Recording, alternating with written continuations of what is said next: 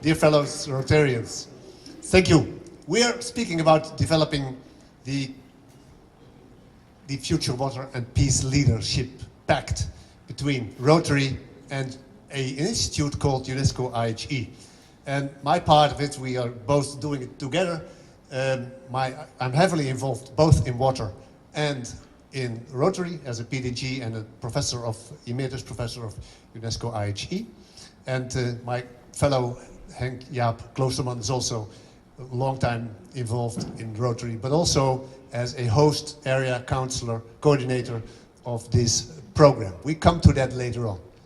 Let's first start is what are the strategic synergies between Rotary and UNESCO IHE? And what is UNESCO IHE for those who are not so familiar with that? But first, water today. It is a little bit simple for me to say that water is very, very important. Last year, the UN published a report stating that 3 out of 4 jobs are really water dependent. And of course, when we think about agriculture, we think about forestry, fishery, that's clear. But also, of course, energy, industries, recycling, and building, construction, transport. Many jobs in the world depend on water. So water is and will become a very important issue in the 21st century. And water is not just water, because it is a cross-cutting issue through all items that we have, like poverty, like climate change, like public health, like peace. So water is more than just the water that you see or that you manage as a technical thing. Rotary and UNESCO IHE together can make a significant contribution to the education of people, of students all in the world having a Rotary grant studying water and sanitation or water and peace at UNESCO IHE. So what are then the main activities of UNESCO IHE and how do we deal with that? UNESCO IHE is a very tiny university in Delft in the Netherlands. It's a postgraduate institute. That means that people that come to UNESCO IHE do already have an academic degree in their country, mostly developing countries. And then they come to Delft and stay there for 1.5 years, and when they do their best well, they finish with a Master of Science degree in water management from UNESCO IHE. And we do that since 1957. And during that time, more than 15,000 of scientists, engineers, and decision makers are trained at that specific institute. And the point is that it's not just a training, but people who got that training go back to their countries and remain, for a large majority, 87%, in the water sector. So what you put in their minds remains in their minds because they utilize it in their country. So we get them to have a Master of Science in Environmental Science, in Urban and Water Management, in Water Management, in Water Science and Engineering. It's not just theory, it's also rather practical oriented, although they get a Master of Science, because in their countries, in their developing countries, they need to set things in practice. And we need those guys in these countries because our projects that we as Rotary would like to carry out in those countries need people who are skilled to carry out those projects in order that we don't have a Rotary project like here. If you have better education, you can prevent those silly mistakes. And of course, this is just a joke, but it's also reality. So education is a kind of development cooperation that really is forever and doesn't spoil money into big cards of directors, but it's in the minds of the people. We can also make use of the huge alumni network, the alumni community that UNESCO IHE has. All over the world, people got their training and they got their degree from Delft, from these UNESCO IHE. More than 50,000 people together working there.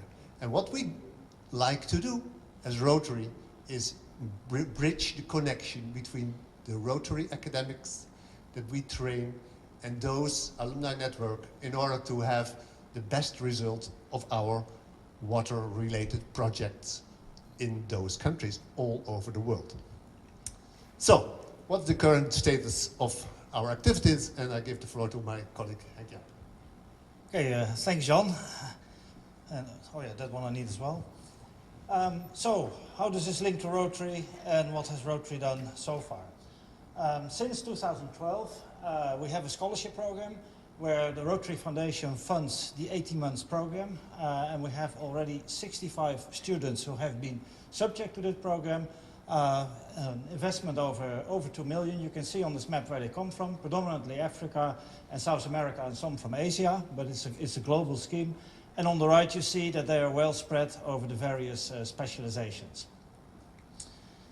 There are a couple of things in here. These students, they're funded by, it's officially not there anymore, the package grant, so it's completely funded by the Rotary Foundation, but at the same time you can have a similar setup through a global grant.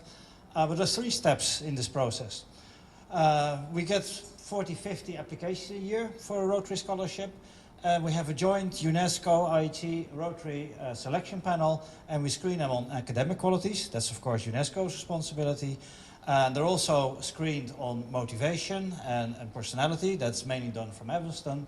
And there also we're looking at the sponsoring Rotary Club or the sponsoring district to see what the chances are that when the student graduates, that he can go back to his country and actually get involved in Rotary activities. And that's the bit that I'm involved in.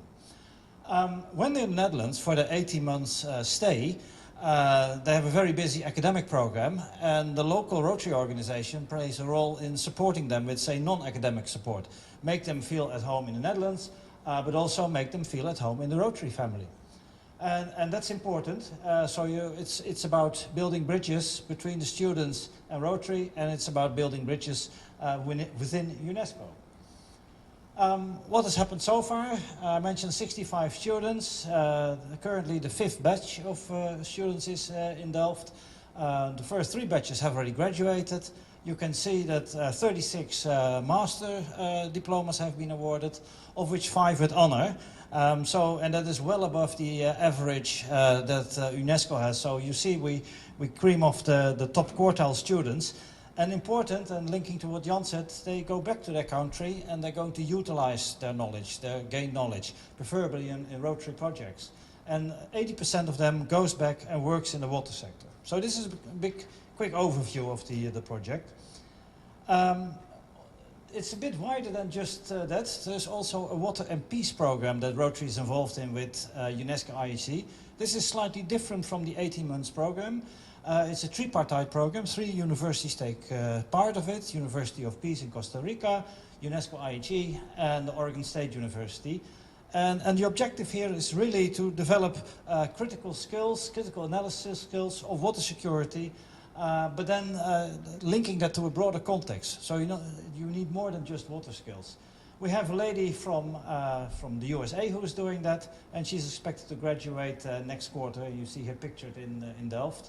In the presentation that you will be sent afterwards, there's a link that you can see on the top right, where you can see a whole story what she wrote about her experiences. Water and peace, but now looking a little bit wider. UNESCO is also involved in workshops that were organized by Rotary Foundation, and they were themed around preventive diplomacy of transboundary aquifers. So if you have countries that have a shared interest in a certain aquifer, a certain resource of water, there can be all kinds of issues that need to be managed between those countries. And 2 workshops were held focused on Central Asia, one in 2014, where Rotary cherry-picked candidates that were working in the countries mentioned here on the slide around the RLC area, and they were actually doing role plays and were educated in the legal side of it and all kinds of issues. So that established, and it was all fairly low profile.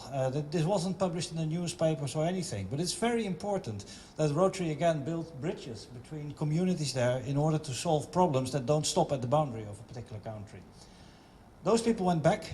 They went back to their roles in their respective countries. 2 years later, they came back for a follow-up workshop, again in UNESCO. So this was 2 years later after the first relationships had established. Very, very powerful way to make a difference in this domain. An example of one of the students, this is a lady from Ghana, Bernice.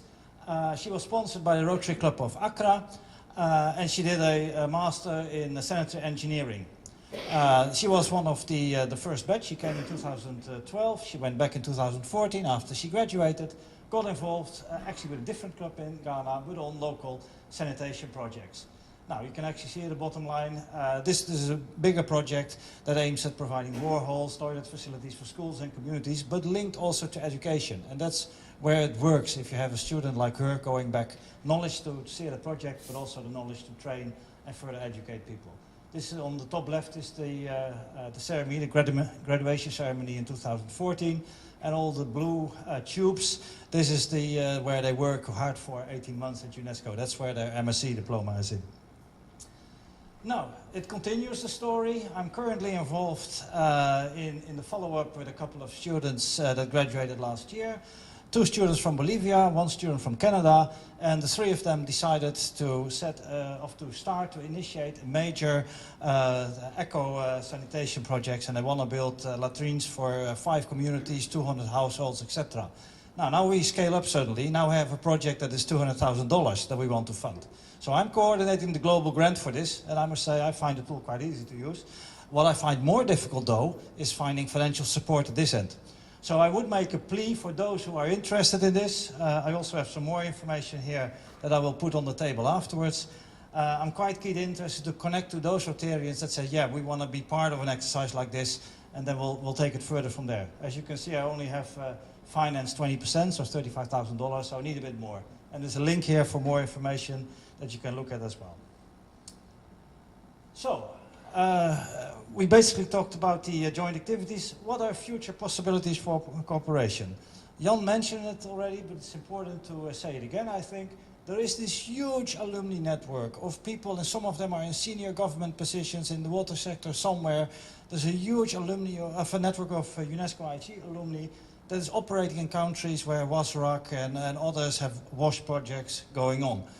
This is really could be a very rich source of knowledge that we can tap into to basically upgrade our water projects. And that's something we need to explore further. You see a little example of that there. You probably recognize one person in the picture, that's Jan, in his visit in Uganda. There are things like that are happening. So UNESCO alumni are connected to the Rotary projects over there. The other thing is indeed, it links into it, so expand the scope of follow-up WASH projects and use those various networks.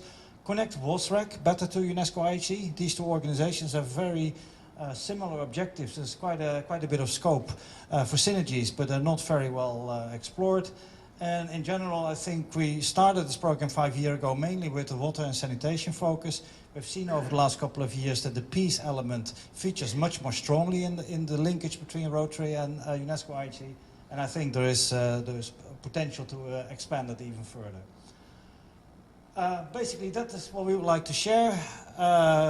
Maybe things have been going a little bit fast, but I was only given 12 minutes or so, so that's what I had to do with. But both of us at your service, our emails are there. You can contact us if you have any questions. And before you do that, you can at home look at a few other things here. We have a Facebook page with quite a bit of information on it. There's of course information on the UNESCO website. There is a Rotary Voices blog. It's a general blog where you can post stories about successful Rotary projects. And 5 or 6 of our students have written a story there on what it actually had meant for them to be at UNESCO. And then there are 2 videos there with some memorable events that are probably worth watching. So with those words, I would like to leave it. Maybe Chairman, I hope I'm still in time. Maybe there are some questions. You did it so efficient that we have time enough to. Yeah. That was on purpose. Yeah. It's.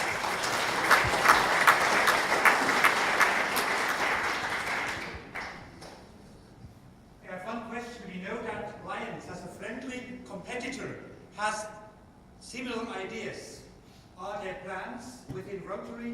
combine and to put water in the combined focus? I must say I'm not Or is aware. that a bad question? Sorry. Well, no, no question is bad. I wasn't aware of it, but I wouldn't call them competitors. I would call them colleagues. And basically, I think we should brace efforts together. So if you have any contact there, we can actually connect. It's no problem. Any other question? Yes, Ludo. Good news, not a question, but a suggestion. There's a website called ids.rotary.org. It's our own crowdfunding platform. So I was just thinking to publish your project and your call for action on ids.rotary.com. And I hope that you will get other sponsors. Great, I will do that if you point me to it. The other thing is, you in your own presentation you showed a nice table which says there are huge amounts of DDF funds unused. I added it up quickly, it's a bit over 1 million. I think we should be able to sort of get a bit of focus on where we spend it on. Do you have contacts with Germany when you are looking for financing of projects of this nature? Not yet, no. Because on the moment that you have good contacts with local Rotary clubs, they are able to apply with the Ministry of Foreign Cooperation for projects of large volumes, much larger even as you want to mention, whereby the government will put on the table 75% on the moment that the private partner, in this respect Rotary, would only fund 25% and on top takes the responsibility for the execution of the project as such. So in other words, they solicit in a very strong way and manner private and public cooperation, if you like. Thank you for your nice suggestion. There are indeed some of the clubs that have contacts with German clubs, but until now your point was not raised in that dialogue. But thank you very much. The reason why I raise it because I'm on this moment very much involved in the execution of a project whereby we execute the water sewage project of 460,000 euro in Moldavia, which is on this moment in the test phase. In other words, the money, everything is already floating and everything is under control.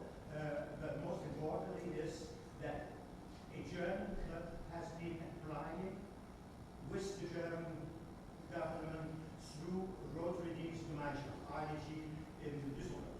And so you need to have, within that framework, you need to have, of course, a German club who is, if you like, vis-à-vis the German government, the pen leader of the project. By coincidence, the present rector of UNESCO IHE was a director general in that ministry in Germany. So the contacts are easy to set. Well, thank you for all this. If you need any contacts, you're welcome. Thank you for these comments. Thank you, Henk, Jaap, and Jan. Thank you very much.